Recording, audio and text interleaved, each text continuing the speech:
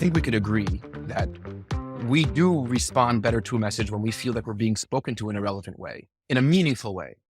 How do you think about personalization? Um, and how can brands uh, divert their attention away from the cheap trick personalizations that are prevalent and are easy? Like to me, I compare it to conversion rate optimization on site. People love to test colors. They love to test button colors. They love to test, logo placement because it's easy, it's understandable, but it does not push the needle. But rewriting copy, restructuring the information architecture, doing better market research, it's harder, but it's more meaningful. So I think the same thing exists in personalization, and I've heard you speak before about personalization, and I'd love to know your take on that whole topic. Personalization is important because we're selling a relationship. We want a relationship with these members. We want to be their first call when they have a need or when they get in trouble or when they have an opportunity to think differently about it. So for you think about it, when you have those changes in your life, who do you call? You call someone first that you know and someone that you trust. So for us, the personalization is really important.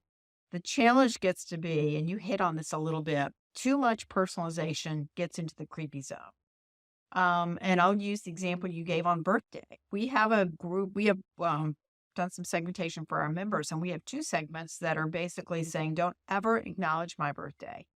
And first I thought they were just grouchy and cranky because they were getting older and didn't want their birthday acknowledged. And there's a part of me that's like, a birthday is a happy thing. It beats the alternative. Be happy. It wasn't that at all. It was about how we use their data, i.e., their birthday, to reach out to them for the message. There's another part of our segments that love it, and we'll get these comments on social. Thank you. You were the first person to tell me happy birthday, and it's such joyful. I get one day a year. Thank you for helping me celebrate.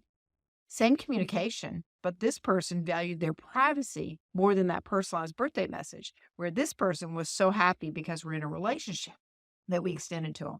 So we are not there yet, but we're on a journey to try to get to how do we do the personalization and do it in that happy medium where it's appropriate. It's talking to you about your needs at the right time and the right products and the right services.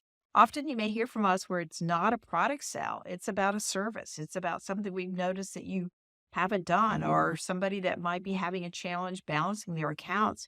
Help them set up alerts because they can live within their means more if they had a low balance notification. So we really are looking at the services and products and how do we personalize those offerings so that we're in front of you with the right service or the next best interaction at the best time. That said, there's a lot of stuff that we'll put out that's not personalized. So tips on how to look for a social scam, a scam where somebody's fishing for your data. That's not really doesn't need to be personal for you or Patrick or me because we all could be victims of that. So give me the top 5 things to look for and help you stay safe. So not everything is personalized, but we try to make it as much as we can and where it's relevant.